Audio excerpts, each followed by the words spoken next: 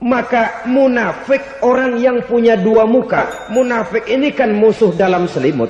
Di belakang kita dia caci maki kita. Maka demikian rupa watak orang munafik, Allah benci betul. Orang-orang munafik di dasar jurang neraka yang paling bawah, keraknya neraka, yang merusak akhlak kepada Allah. Sebab munafik sangat berbahaya, membahayakan umat, membahayakan agama. Menyembah batu, menyembah patung, menyembah berhala yang mereka buat sesuai dengan kekayaannya masing-masing. 360 berhala di sekeliling Ka'bah merupakan bukti nyata dari sesembahan mereka. Yang kaya membuat berhala dari emas lalu disembah. Yang setengah kaya bikin patung dari perak lalu disembah. Yang hampir miskin bikin Tuhan dari kayu lalu disembah. Yang miskin benar tepung terigu diadonin lalu dibentuk seperti wujud seseorang kemudian disembah. Dan apabila selesai nyembah perutnya terasa lapar, Tuhannya habis dipretelin. Sepanjang sejarah kemanusiaan cuma masyarakat jahiliyah saja yang sampai makan Tuhan. Sesadis-sadisnya bangsa Indonesia belum pernah sampai makan Tuhan. Maka menghadapi manusia seperti ini, yang pertama dilaksanakan oleh Rasul memperbaiki akhlak mereka kepada Allah. Menanamkan la ilaha illallah, bahwa tidak ada Tuhan yang perlu disembah selain daripada Allah subhanahu wa ta'ala. Ini hakikatnya merupakan inti daripada ajaran Rasul-Rasul terdahulu. Kenapa? Seluruh Rasul bersumber dari satu sumber yang sama, yaitu dari Allah subhanahu wa ta'ala. Maka prinsip ajaran ketuhanan yang mereka bawa tentu saja sama. Nabi Adam mengajarkan la ilaha illallah. Nabi Nuh mengajarkan la ilaha illallah. Cuma tentu sambungannya Nuh Rasulullah. Nabi Ibrahim mengajarkan la ilaha illallah, Ibrahim Rasulullah. Nabi Musa mengajarkan la ilaha illallah, Musa Rasulullah. Bahkan Nabi Isa mengajarkan la ilaha illallah, Isa Rasulullah. Dan Nabi Muhammad mengajarkan la ilaha illallah, Muhammadur Rasulullah. Akhlak manusia kepada Allah dengan menanamkan tauhid. Jadi kalau ingin berakhlak yang benar kepada Allah, jaga tauhid, pegang teguh akidah. Saudara-saudara kaum muslimin rahimakumullah, lawan daripada tauhid adalah kufur. Kufur bisa dua, bisa kufur iman, bisa kufur nikmat. Kufur itu sifatnya, kafir itu orangnya. Ada orang kufur iman, dan ini merusak akhlak kepada Allah subhanahu wa ta'ala. Kufur iman itu kadang-kadang bentuknya syirik, orangnya disebut musyrik. Kufur iman itu kadang-kadang bentuknya nifaq, orangnya disebut munafik. Kufur iman itu kadang-kadang bentuknya riddah, orangnya disebut murtad. Ini merupakan jenis daripada kufur-kufur iman dan tergelincirnya manusia daripada akhlak kepada Allah subhanahu wa ta'ala. Benar, di zaman sekarang kita tidak menyembah berhala. Memang di zaman sekarang kita tidak menyembah patung. Iya, kita tidak berkeyakinan Tuhan lebih dari satu. Tapi kadang-kadang akhlak kita kepada Allah sering lentur dan luntur, sering bergoyang dan tergoncang, sering kena erosi dan polusi. Bahwa kita tidak menyembah Latta, Uzza, Manat dan Hubal seperti masyarakat jahiliyah dahulu, memang. Tapi Latta zaman sekarang, Uzza zaman sekarang, Manat dan Hubal di zaman sekarang, berhala-berhala di abad kita sekarang ini, kadang-kadang bernama harta, kadang-kadang bernama wanita, kadang-kadang bernama tahta, mungkin juga bernama Toyota. Sesuatu yang lebih kita agungkan daripada Allah, menjelmalah dia menjadi berhala-berhala di zaman kita sekarang ini. Manakala kita di kantor sudah lebih takut kepada kepala bagian kita daripada kepada Allah, maka Tuhan kita barangkali adalah kepala bagian kita.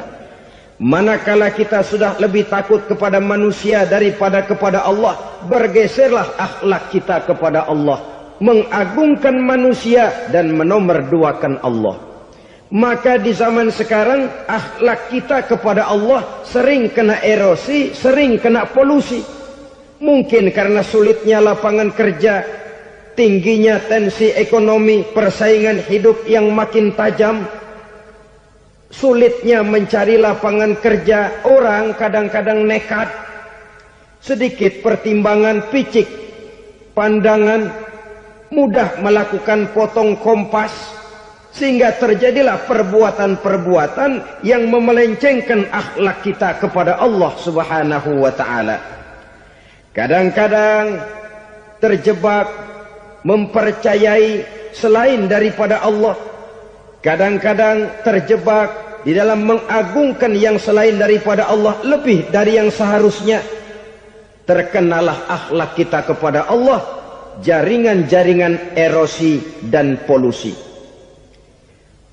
Kufur sebagai lawanan daripada tauhid merupakan sifat daripada orang yang tidak berakhlak kepada Allah. Bentuknya pertama bisa syirik. Syirik itu artinya meyakini ada Tuhan lain selain daripada Allah. Itu yang namanya syirik. Jadi percaya Tuhan ada, cuman Tuhannya kelebihan. Itu yang disebut syirik, dan itu merupakan cerminan dari akhlak yang rusak kepada Allah Subhanahu wa ta'ala. Berkeyakinan Tuhan lebih dari satu, berkeyakinan bahwa Tuhan itu beranak atau diperanakkan, atau mengagungkan sesuatu sama dengan Allah, atau menjadikan yang selain Allah sebagai tujuan akhir daripada perjalanan kehidupan ini, maka itu sudah terjebak kita dalam musyrik. Dan syirik satu dosa yang tidak berampun. Bahasa kasarnya, yang namanya syirik itu jenis bapak moyangnya dosa. Saudara-saudara, sebab itu saya pesan, kalau memang terpaksa, biasanya yang tinggal di kota-kota besar itu kalau tidak kepengen dosa kan susah.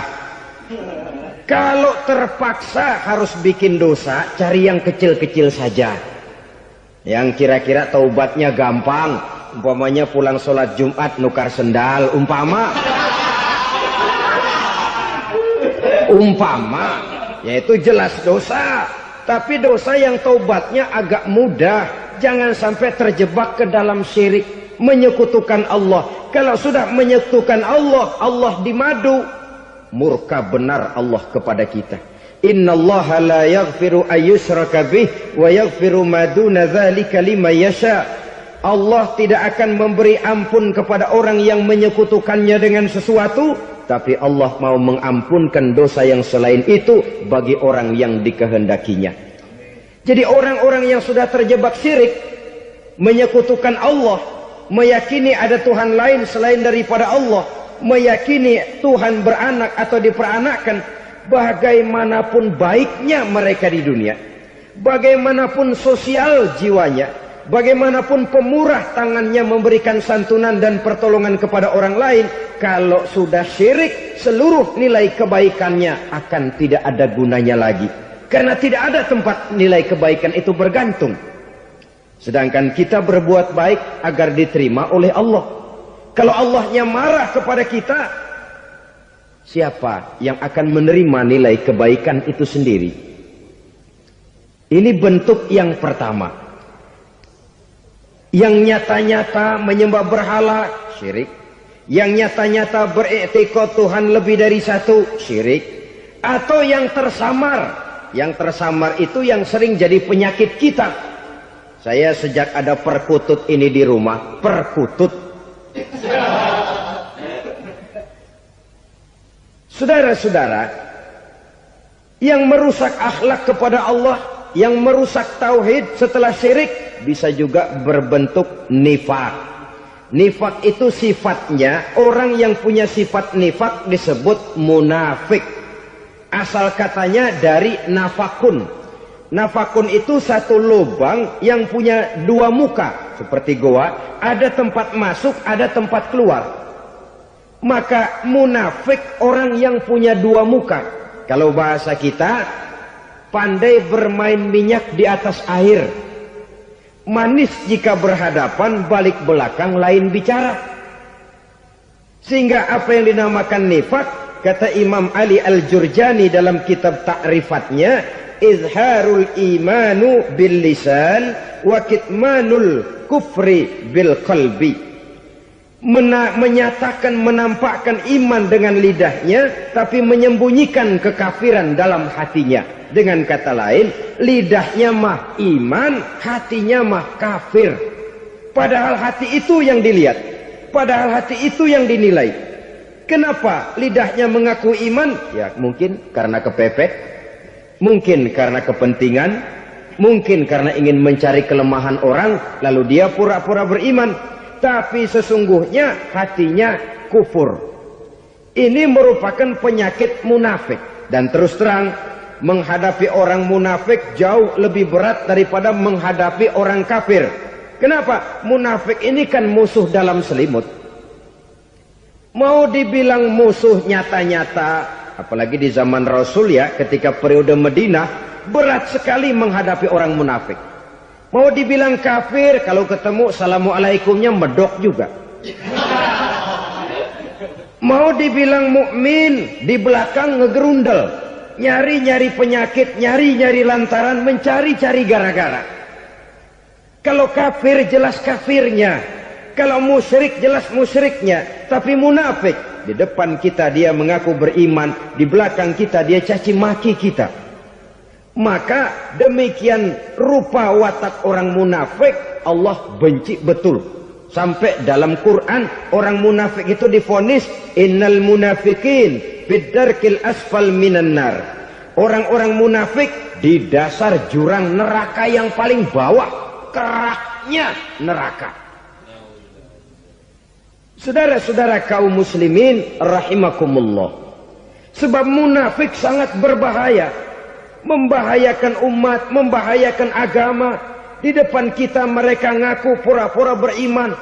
Kalau pidato luar biasa, memuji agama setinggi langit, menampakkan seolah-olah dia orang yang dekat dengan agama. Saudara-saudara, agama penting, agama mutlak. Tapi yang ngomong begitu agamanya apa? Remeng-remeng. Cuma sekedar lipstick, cuma sekedar dekorasi, cuma sekedar kamuflase buat ngibuli orang lain. Dia mengaku beragama, mengatakan agama mutlak, menganggap agama penting, seolah-olah memperhatikan benar tentang tatanan kehidupan beragama, tapi sebenarnya di hatinya tidak lebih berkecamuk penyakit-penyakit kufur. Maka sifat munafik ini termasuk menodai tauhid. Artinya merusak akhlak kita kepada Allah Subhanahu wa ta'ala. Sifat yang ketiga yang juga merusak akhlak kita kepada Allah dinamakan riddah. Riddah itu sifatnya, orang yang punya sifat riddah disebut murtad. Murtad keluar dari Islam. Keluar dari Islam tentu tadinya di dalam Islam. Oleh satu perbuatan dia bisa menjadi murtad. Misalnya tadinya dia iman benar kepada Allah, tapi melarat. Kadang-kadang sehari masak, 3 hari libur. Akhirnya oleh kesulitan ekonomi dia tidak kuat. Ada yang menawarkan kebaikan, dibawain supermi, dibawain obat-obatan, diberikan beras. Goyah imannya. Keluar dia dari Islam, ikut agama orang yang memberikan pertolongan kepadanya, memilih kesenangan sebentar dengan mengorbankan kebahagiaan yang kekal. maka orang semacam itu riddah sifatnya, murtad orangnya, keluar dari Islam. Dan yang menyebabkan kita murtad bukan cuma orang nyata-nyata memproklamirkan diri keluar dari Islam tapi lalu mengikuti agama orang lain, bukan cuma itu. Mengakui ada Rasul lagi sesudah Nabi Muhammad bisa menyebabkan kita murtad. Mengingkari nikmat Allah bisa menyebabkan kita murtad. Meyakini semua agama benar bisa menyebabkan orang menjadi murtad. Meragukan kesempurnaan dan kelengkapan Al-Quran bisa menyebabkan orang jadi murtad. Mengingkari sunnah bisa menyebabkan orang menjadi murtad.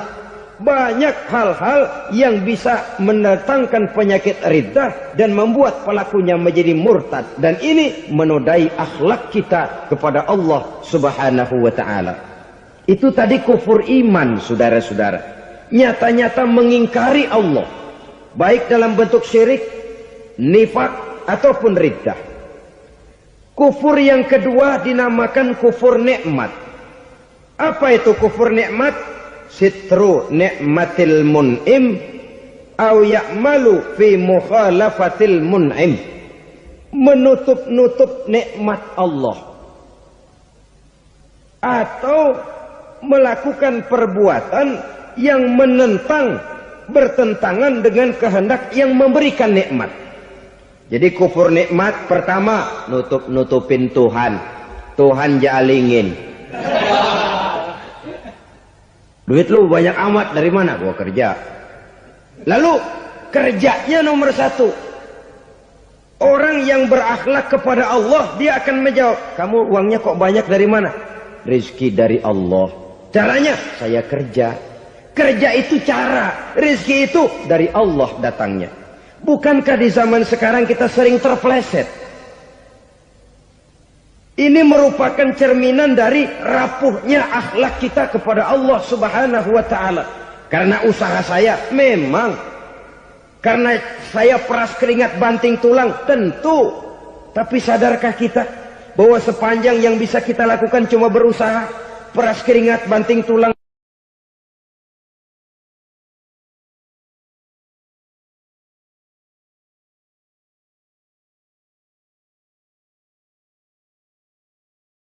soal rizki, soal jodoh, soal maut, kitakah yang mengatur?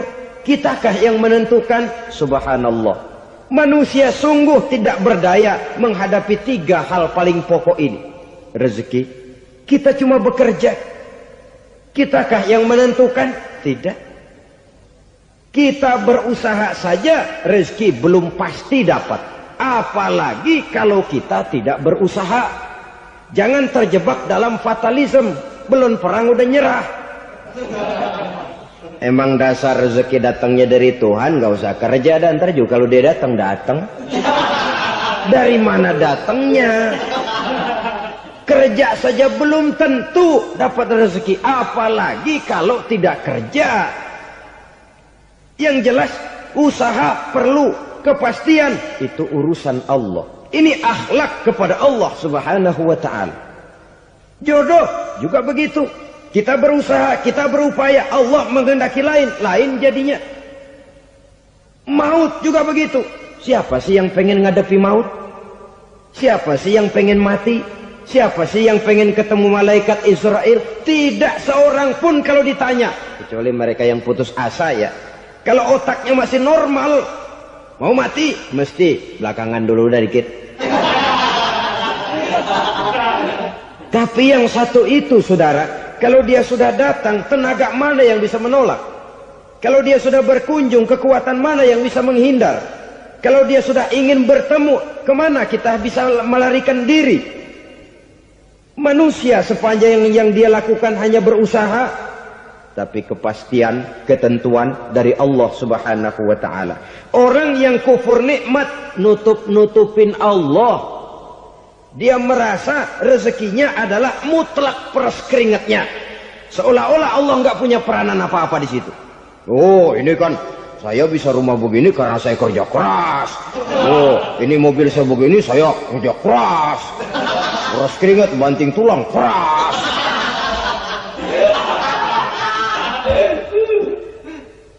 Saudara-saudara kaum muslimin rahimahkumullah. Jadi menutup-nutupi Allah. Akibatnya nanti kalau dia berhasil, Allah ketutupan. Kalau dia gagal, orang lain dicaci maki, dicari kambing hitam. Yang kambing hitam kan mahal. Karena orang sering cari-cari kambing hitam. Jarang orang mau jujur kalau bertemu kesulitan lalu mencari sebab pada dirinya sendiri. Yang paling enak ya nyalain orang. Lo begitu.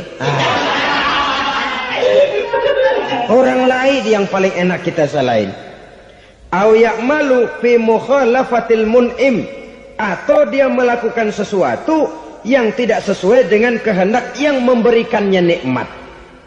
Diberikan kita tangan, mulut sih nggak berhenti. Terima kasih Tuhan, alhamdulillah saya dikasih tangan. Cuma nih tangan enteng mat nabokin orang mulu.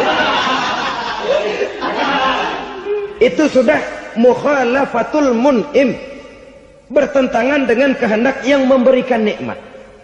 Diberikan harta, mulutnya mah basah. Terima kasih Tuhan, alhamdulillah dikasih harta. Tapi pelitnya minta ampun. Kikir, koret, medit.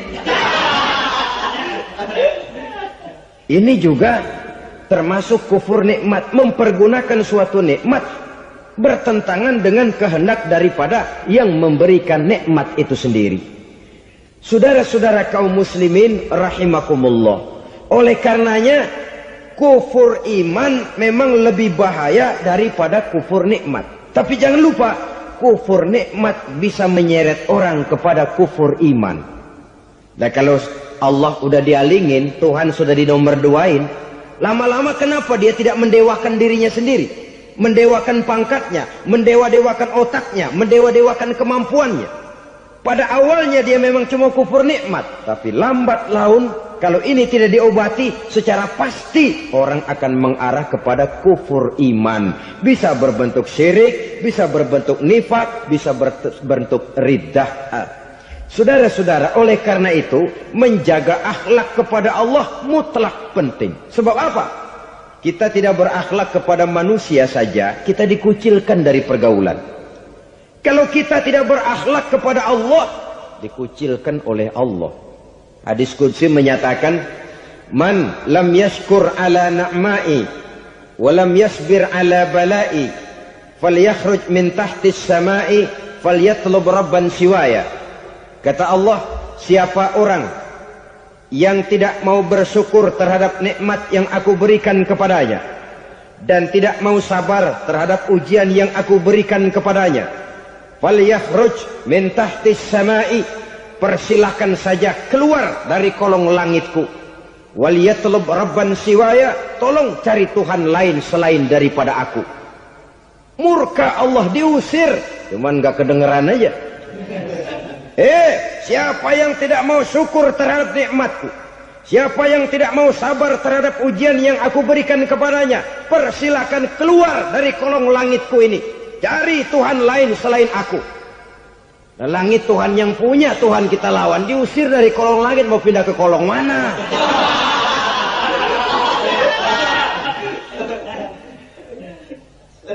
Jadi jangan merasa kufur nikmat kan enteng. Iya, kelihatannya begitu, tidak sebahaya kufur iman. Tapi kufur nikmat ini merupakan anak tangga yang kalau kita sudah mulai naik, kita akan naik terus sampai kepada tingkat di mana kita mengalami kufur iman. Kalau sudah ke sana, maka akhlak kita kepada Allah terkenalah erosi, terkena polusi, hancur akhlak kepada Allah. Dan itulah sumber kesengsaraan abadi. Kalau cuma kita tidak berakhlak kepada manusia, barangkali resikonya cuma kehidupan di dunia ini. Mungkin juga ada kehidupan akhirat. Tapi kalau sudah tidak berakhlak kepada Allah, dunia akhirat kita rugi dan celaka. Maka pada kesempatan ini saya mengajak, marilah jaga baik-baik akhlak kita kepada Allah. Satu kali kita bertauhid, sampai mati kita bertauhid. Satu kali la ilaha illallah, jangan tergelincir lagi kita keluar daripada kalimat itu. Satu kali kita bertuhankan Allah, jangan bertuhan yang lain selain daripada Allah. Jangan sekutukan Allah, jangan samakan Allah dengan sesuatu, jangan mengangkat yang lain sama agungnya dengan Allah. Sebab dengan demikian kita seolah-olah sudah mengotori akhlak kita kepada Allah Subhanahu wa taala. Saudara hadirin yang saya hormati, jadi oleh karenanya akhlak kita kepada Allah merupakan basis daripada kehidupan beragama. Kalau itu sudah mulai rapuh, mulai terkena erosi dan polusi, mulai rusak, dikhawatirkan nanti nilai ibadah kita kepada Allah juga akan turut ambruk karenanya. Saudara-saudara kaum muslimin rahimakumullah, tugas yang kedua memperbaiki akhlak manusia kepada sesama manusia. Kita tahu Islam sesuai dengan namanya adalah agama damai. Maka akhlak manusia kepada sesama manusia menempati porsi yang penting dalam kehidupan beragama. Bagaimana seorang muslim bergaul, bertata krama terhadap sesama manusia. Mari kita lihat lebih jauh persoalannya. Untuk memudahkan pembicaraan dari kacamata agama, kita kelompokkan saja manusia itu dalam dua. Pertama yang seiman dan yang kedua yang tidak seiman. Yang tidak seiman itu kita sebut saja kufur atau kafir. Nah, kepada yang kafir pun kita diajarkan untuk berakhlak. Apalagi kepada yang memang nyata-nyata seiman, sekeyakinan, seakidah. Kemanapun Islam datang, ke negara manapun ia masuk, ia tidak menaburkan kerusakan. Jadi tidak benar kalau orang pernah itu menggambarkan, saking sentimennya seorang orientalis pernah menggambarkan Nabi Muhammad di tangan kirinya Quran, di tangan kanannya pedang. Menggambarkan seolah-olah Islam dikembangkan dengan kekerasan. Sebenarnya tidak sama sekali.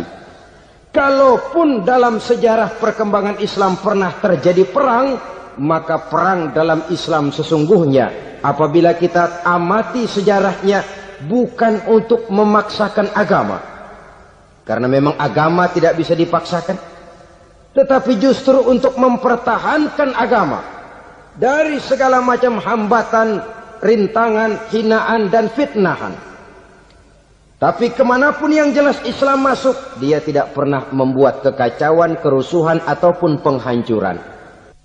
Candi Prambanan bahkan dipugar, gereja-gereja tidak ada yang dihancurkan oleh umat Islam. Kenapa? Islam agama damai. Soal agama, soal lakum dinukum waliyadin, la ikraha fid din, qad tabayyana ar-rusdu minal ghayy. Tidak ada paksaan dalam beragama, sebab nyata yang benar dengan yang tidak benar. Belum pernah ada orang kafir masuk ke perkampungan orang Islam lalu dikejar-kejar, diteriakin kafir, kafir, sunatin.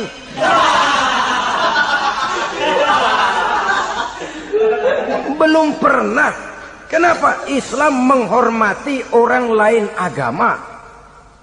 Nah, yang kafir ini macam-macam saudara. Ada kafir harbi. Nah, ini kafir kerok. Ini kafir yang nyata-nyata memproklamirkan permusuhan kepada umat Islam. Nyata-nyata mengganggu ketenangan umat Islam. Kafir yang seperti ini yang boleh diperangi. Misalnya kita mau sembahyang Jumat dijagain, nggak boleh sembahyang Jumat, getok palanya.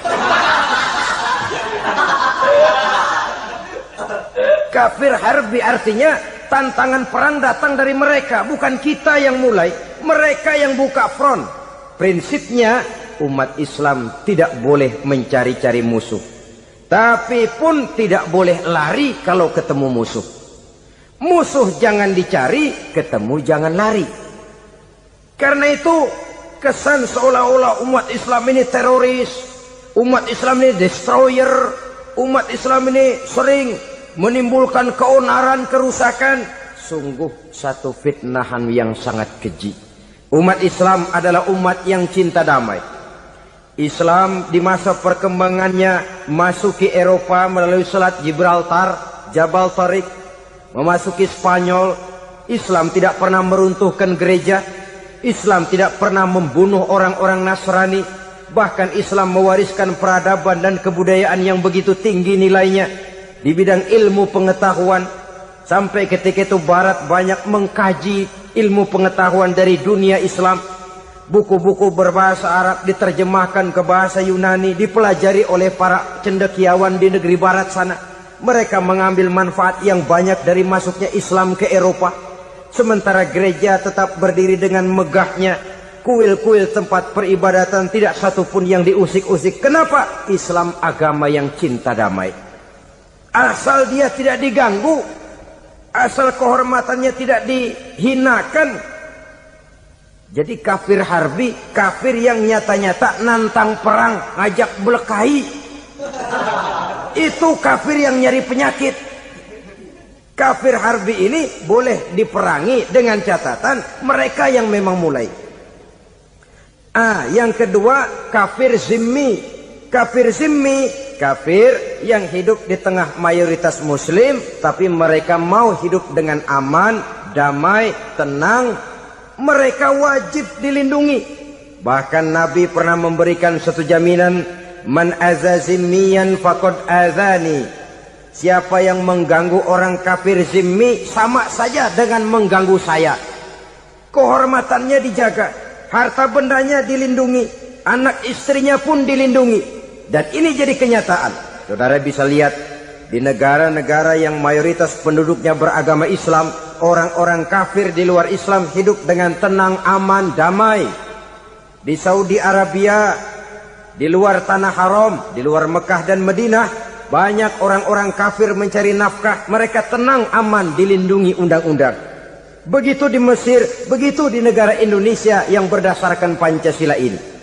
Kehidupan beragama menimbulkan gairah, rukun, tenang, aman, damai, sepanjang tidak saling ganggu, tidak saling usik, menghargai orang yang sudah beragama, tidak menjadikan penganut suatu agama sebagai sasaran dari dakwah agama lainnya.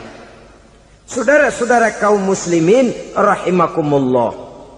Jadi memang oleh Al-Quran kita dianjurkan asidda 'alal kuffar ruhama bainahum. Tegas kepada orang kafir, kasih sayang kepada sesama muslim.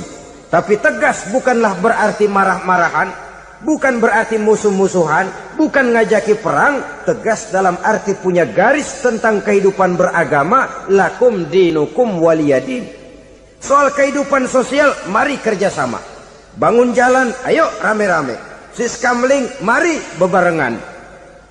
Bikin puskesmas, mari sama-sama. Tapi kalau sudah soal agama, itu tidak perlu ada toleransi agama. Yang perlu toleransi antar umat beragama. Kalau umatnya mau kerjasama, silakan. Tapi tidak menyangkut soal ibadah. Jangan kerjasama di bidang ibadah. Itu kerjasama yang salah pasang, saudara-saudara. Sehingga dengan demikian toleransi adalah menyangkut kehidupan antar umat beragama. Sedangkan agama sendiri punya coupling yang nyata. Sehingga dengan demikian tegas kepada orang kafir dalam arti kita punya satu kepribadian. Tidak ngambang. Enggak, lalu kalau ditanya orang, sebenarnya agama lu apa sih? Gua mah gimana musimnya aja. Agama pakai musim kayak rambutan. Akhirnya ya begitu, musim-musiman. Ke masjid kelihatan, ke gereja hayo, ke candi nongol, ke apa? Bingung malaikat bagaimana nyatetnya nih bocah ini. Di mana aja ada. Kita punya satu kepribadian. Saya muslim dan garis saya ini, lakum dinukum waliyadin. Bagi Tuhan persilakan agama Tuhan, bagi kami agama kami. Kami hormati Tuhan, Tuhan hormat kepada kami. Tapi soal agama, couplingnya jelas. Kerjasama, mari urusan muamalah, bidang sosial. Yuk kita siskamling sama-sama dengan orang lain agama. Mari jaga kerukunan, kesatuan, persatuan, kekompakan. Perbaiki jalan yang rusak, mari sama-sama. Mendandani jembatan yang runtuh, mari sama-sama. Tapi sembahyang, couplingnya lain-lain. Sebab Nabi juga dulu pernah ditawarkan begitu loh sama kafir jahiliyah dulu, Quraisy itu. Sudah Muhammad, sekarang begini saja, kita join aja daripada marah-marahan. Hari ini saya menyembah Tuhanmu Allah. Besok gantian kamu menyembah Tuhan kita Latta, Uzza, Manat dan Hubal. Turun, qul ya ayyuhal kafirun la a'budu ma ta'budun. Soal ibadah kaplingnya jelas, tidak boleh dicampur adukkan. Sebab kalau tidak, kita akan mulai kehilangan identitas diri. Dan disitulah krisis kehidupan keyakinan beragama dimulai. Dari krisis identitas. Hujan gede kan mulainya gerimis dulu. Di mana-mana ya gerimis dulu. Gerimis makin lama makin gede. Kita akan mulai dengan kehilangan identitas diri. Dari sana nanti kita malu mengakui keislaman kita. Kalau orang Islam malu mengakui keislamannya, ini kan ironi, menyedihkan. Ngakui Islamnya saja malu, menonjolkan keislamannya malu. Tidak ada rasa bangga beragama. Padahal ini modal dasar. Hanyalah dengan rasa bangga beragama kita lalu konsekuen. Bangga yang tidak konsekuen. Wah, pokoknya kan gua kan Islam. Agama yang paling benar. Tapi hidupnya sendiri jauh dari tuntunan Islam. Itu bangga yang tidak beralasan. Bangga yang tidak perlu dibanggakan sebenarnya. Kebanggaan yang membuat kita konsekuen dan dekat dengan kehidupan beragama. Jadi dengan demikian saudara-saudara, kepada non-muslim kita juga harus berakhlak. Bukankah ini sudah dicontohkan oleh Rasul? Bagaimana beliau disambiti orang di Taif, yang menyambiti malah didoakan. Bagaimana Suraqah mau membunuh beliau, malah Suraqah didoakan. Bagaimana Abu Jahal dan Abu Lahab saking mangkalnya. Ini Abu Jahal pernah gali lubang di kamarnya sendiri, di depan tempat tidurnya. Setelah dia gali lubang, ditutupin pakai keraras korma. Lalu dia tarik selimut, belagak meriang. Dia pesan pesuruhnya, bilangin Muhammad, encangnya meriang.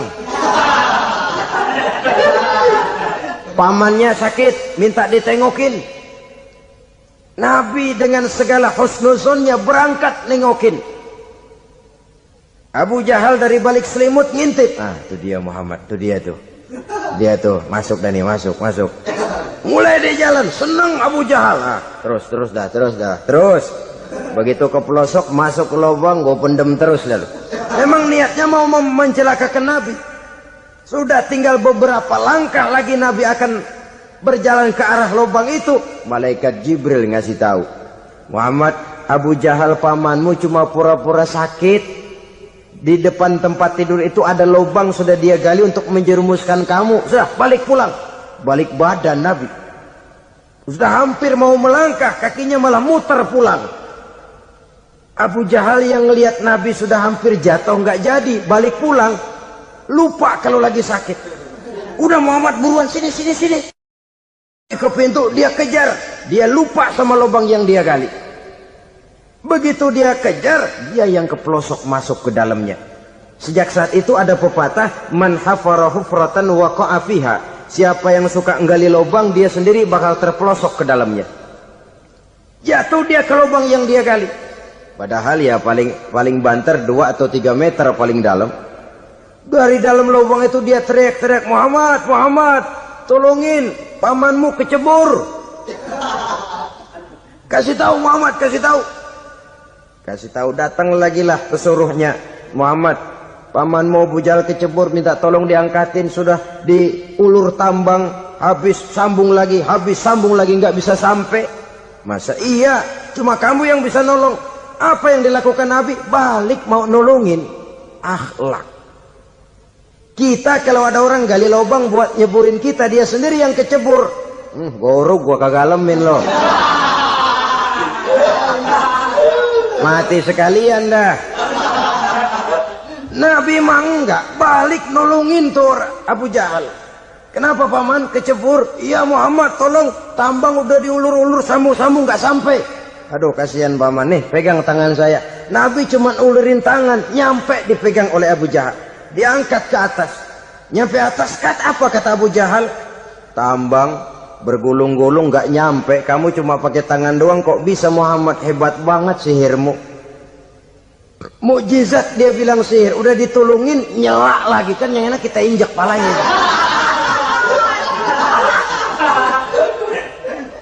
Orang dulu bilang wah katanya nolongin anjing kejepit. Udah selesai ditolongin malah yang nolong digigit.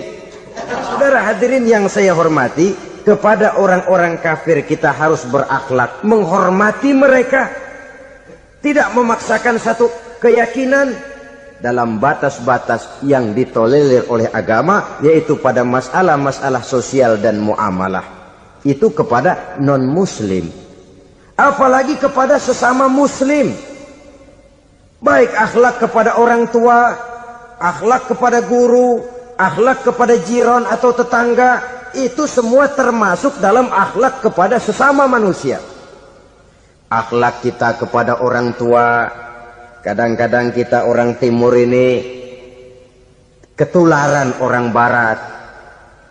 Engkongnya dianggap CS. Salaman main kedet aja, halo kong. Engkongnya bahalo dibengong. Saudara-saudara kaum muslimin rahimakumullah, akhlak yang tua kepada yang muda, akhlak yang muda kepada yang tua, kepada jiran dan tetangga, kepada sanak famili dan handai tolan, pendeknya kepada sesama muslim. Tetangga ada haknya, ada hak tetangga yang kalau kita berakhlak itu harus dipenuhi.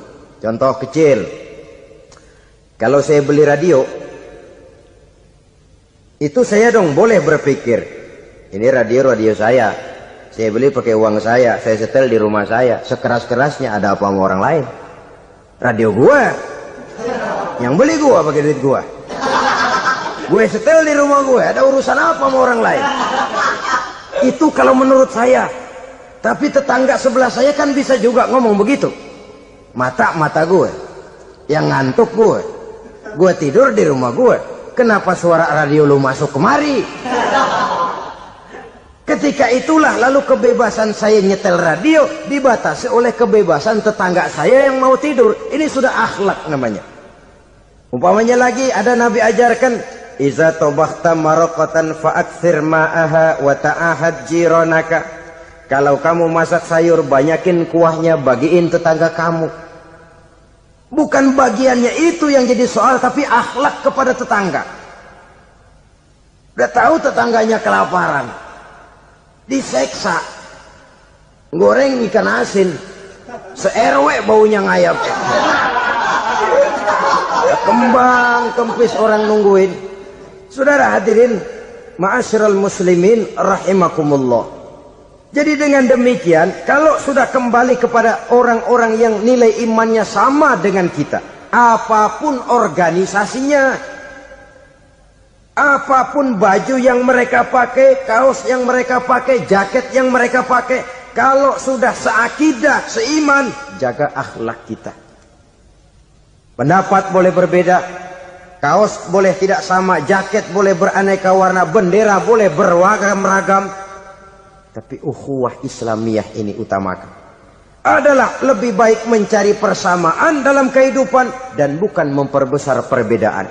Hanyalah dengan mengembangkan nilai-nilai akhlak semacam ini, toleransi tidak hanya diperlukan kepada yang non-muslim, kepada sesama muslim pun toleransi. Artinya apa? Jangan memponis amalan orang lain. Yang usoli, yang tidak usoli, berjalanlah menurut keyakinannya masing-masing. Jangan lalu memponis, itu namanya nggak toleransi. Kamu nggak pakai usoli ya? Enggak. Brengsek. Kamu pakai usoli ya? Iya. Bidah. Lah dua-duanya kagak yang bener. Kalau yang sembahyang kagak bener, bagaimana yang kagak sembahyang? Apa itu yang bener? Toleransi, setuju dengan perbedaan pendapat, jangan memponis amalan orang lain. Karena kita hanya beramal, hak menerima adalah Allah subhanahu wa ta'ala. Jangan sebentar-bentar mencap, bidah dolalah, finnar, neraka. Kayaknya neraka kapling orang tuanya kali. Gampang bener masukin orang ke neraka. Kita kadang-kadang bisa toleransi dengan orang luar, tapi kepada sesama muslim toleransi tidak sanggup kita adakan. Mengklaim merasa kita yang benar, orang lain salah semua, itu tidak toleransi namanya. Mentang-mentang jadi ustadz, nih satu-satunya ustadz di sini ya, Semuanya mesti ngaji kemari. Kalau nggak ngaji kemari Islamnya kurang tapi bener. Toleransi. Saudara-saudara kaum muslimin rahimakumullah, lapang dada menghargai orang yang berbeda pendapat, apalagi kalau perbedaan pendapat itu menyangkut hal-hal yang tidak prinsipil, menyangkut hal-hal yang sekunder dalam kehidupan beragama, menyangkut masalah-masalah yang dalam bahasa fikih disebut soal-soal furu'iyah. Tidak usah menyebabkan kita bersih tegang. Kepala sama hitam pendapat boleh berbeda dan halal. Bahkan Nabi mengatakan ikhtilafu ummati rahmatun. Perbedaan pendapat di kalangan umatku bahkan menjadi rahmah, sepanjang perbedaan pendapat itu diiringi dengan rasa toleransi. Tapi kalau sudah main baku hantam, main klaim, memponis orang lain, akhirnya timbullah keretakan.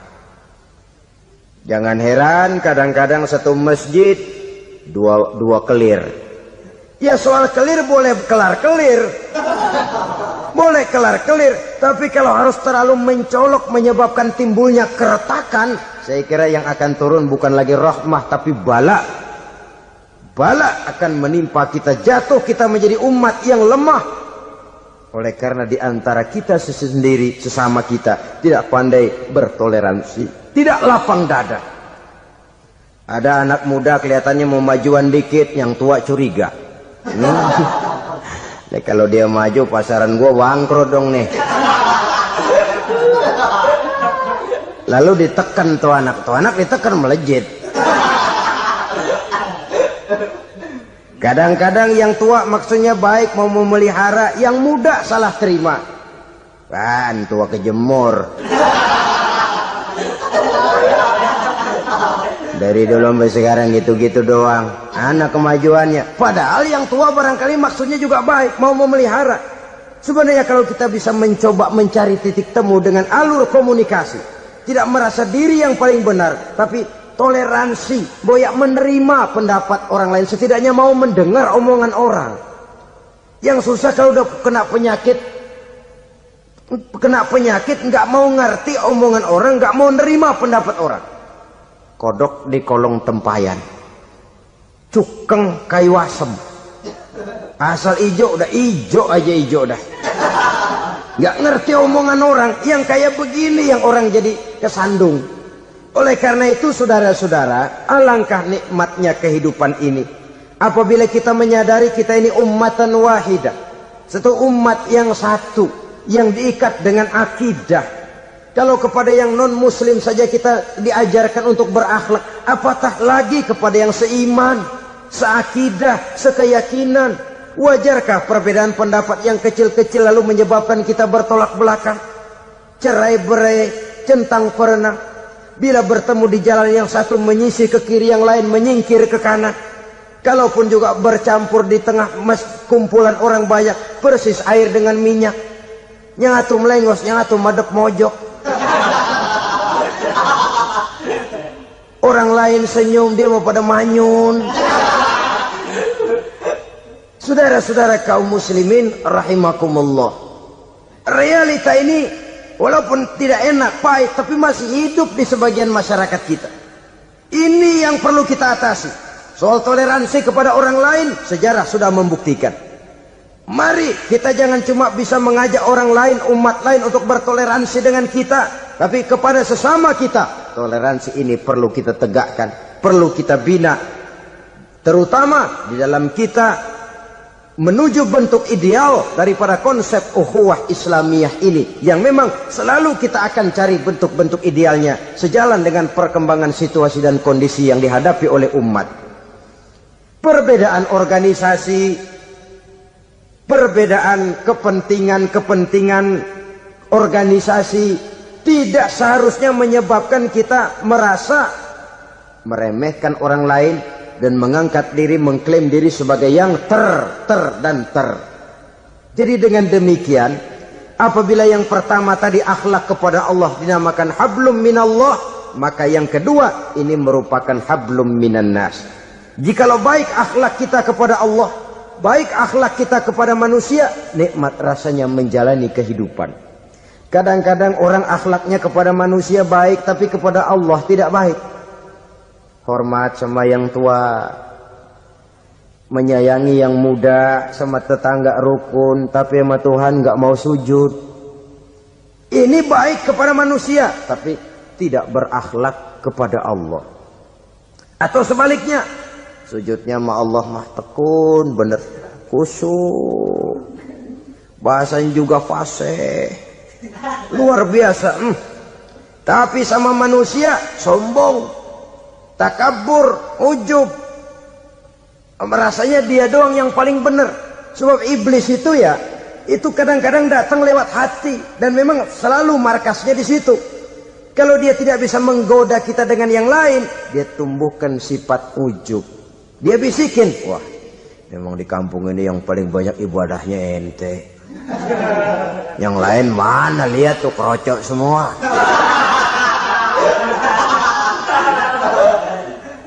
Lalu di hati orang itu tertanam sifat iya ya. Nah, tatkala iya ya, dia sudah terkena serangan iblis. Akhirnya apa? Orang lain diremehin. Asalnya kagak mau sembahyang aja diajak salaman udah najis aja dah. Ketemu juga mukanya ditekuk 4. Akhirnya bukan ngajak malah ngenyek, ngina. Lah orang dihina makin jauh, makin tidak tersentuh. Bukan cara itu yang diajarkan oleh Rasul. Bahwa orang tidak mau sholat, tugas kita mengajak. Soal dia tidak sholat, itu dosa dia kepada Allah. Saudara-saudara kaum muslimin, ujub disuntikkan oleh iblis ke dalam hati kita. Sujudnya kepada Allah benar, tapi akhlaknya kepada sesama manusia. Merasa paling benar sendirian, merasa orang lain salah semua. Pokoknya kalau di luar lingkungannya udah kagak bener aja udah bahaya. Saudara-saudara, ini juga penyakit yang disuntikkan oleh iblis. Sebab iblis itu tipu dayanya luar biasa, strateginya lihai. Makin tinggi kualitas iman, ya makin berat upaya iblis untuk menjerumuskan kita.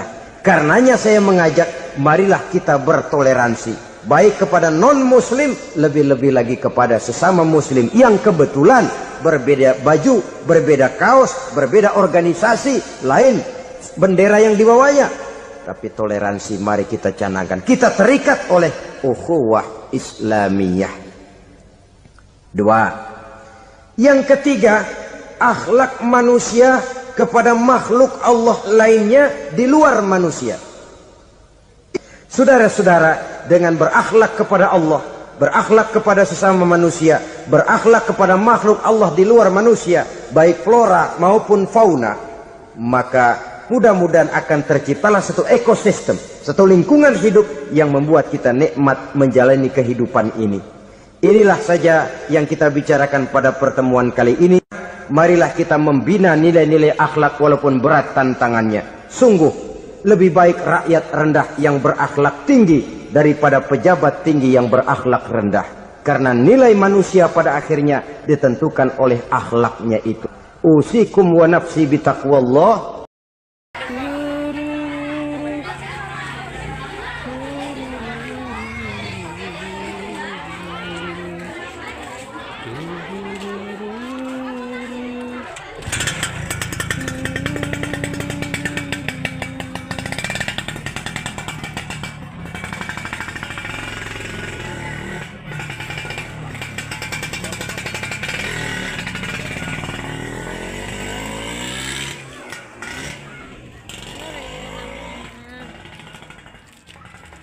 Enggak, jemput speaker.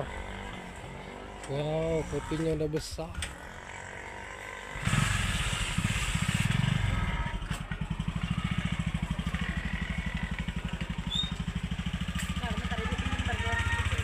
Hah, Dim?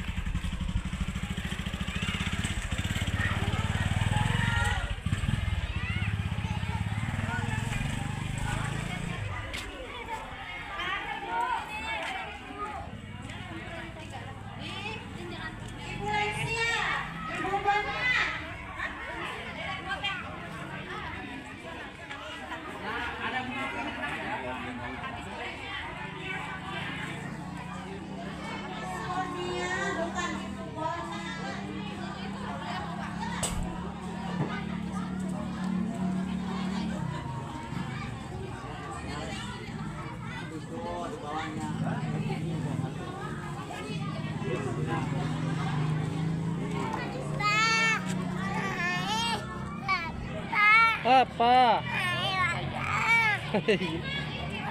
Nanti kamu belum timbang.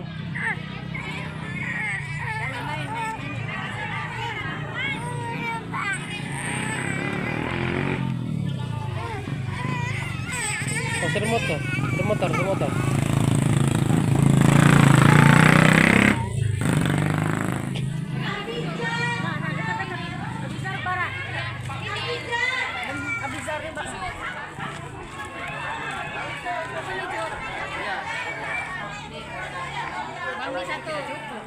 Bangdi satu. Udah pakai sendal dulu. Kamu coklat. Nih.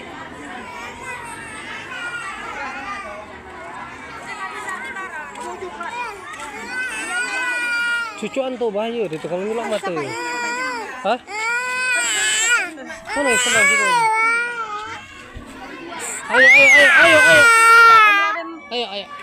Ayo sini sendalnya. Dia sendal diambil. Sendalnya itu sebelah.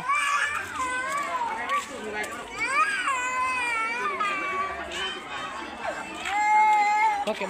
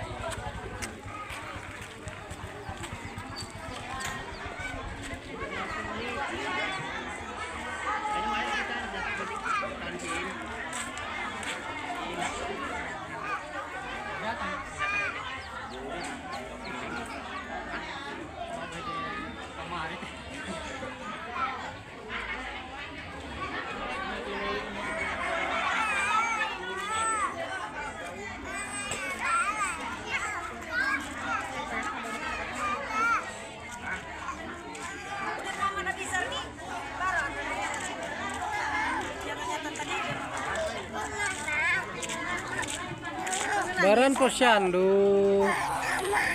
Nanti belum selesai kita.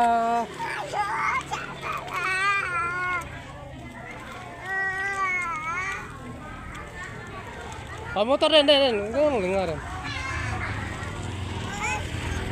Terusin itu motor di tengah jalan tuh. Aja keren enggak? Tunggu motor ke.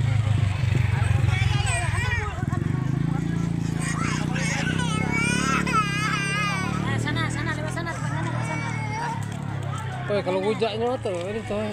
Pegangnya tengah-tengah. Kalau masuk kalau unjang sampai saja deh tuh.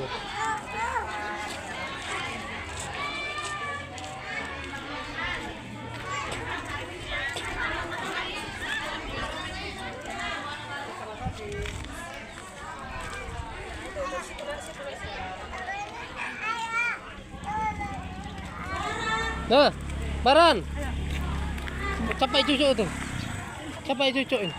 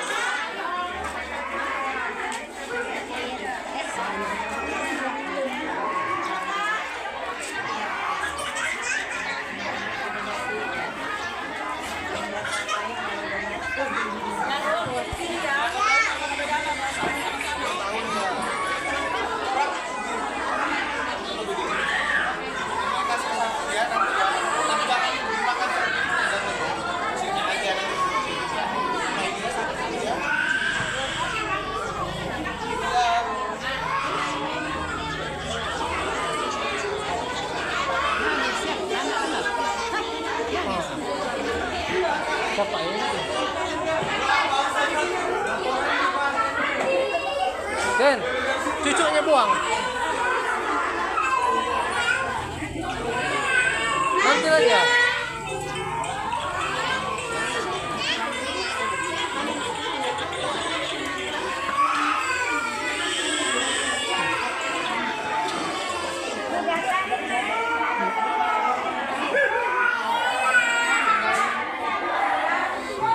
Ibu Nita, lansia.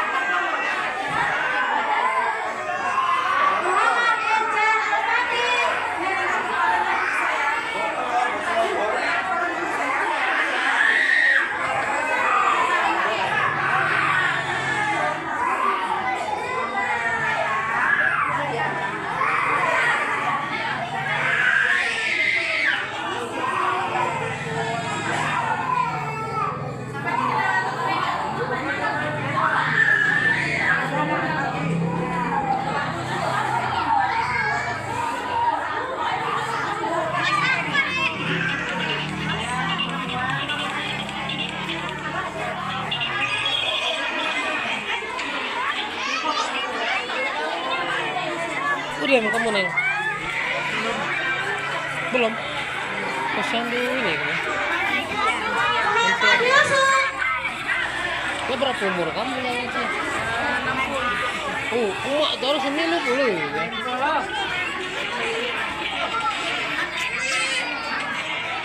Ya? 10 tahun.